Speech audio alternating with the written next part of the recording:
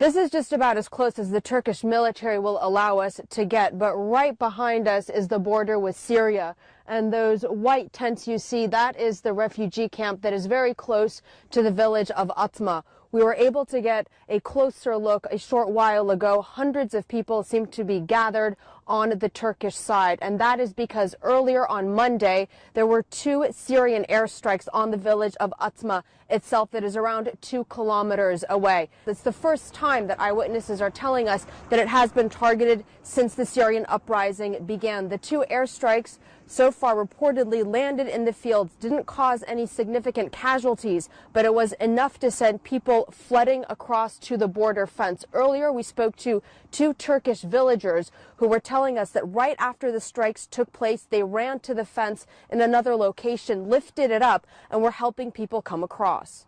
بالمخيم طيب شو صار وينكم هلا يعني انت بقيت قاعد بالمخيم. We're speaking to a school teacher who's inside the camp. He's been living there for 4 months. He says that hundreds of people fled towards the border after the strike took place. واستاذ لما صارت أول ضربة مع السلامة. The Turkish military had asked us to move from our other location, but the teacher was just telling us that he's been living in the camp for 4 months. He said there were around 12,000 people who were there. He was in the process of giving one of his classes when the first strike took place, and he said that it was complete and total chaos. The children were screaming, yelling. The entire camp began trying to run for the borders for safety. Many of them have returned to the camp right now because they have no other option, and then there's still small groups of people waiting up close to the border where we just were.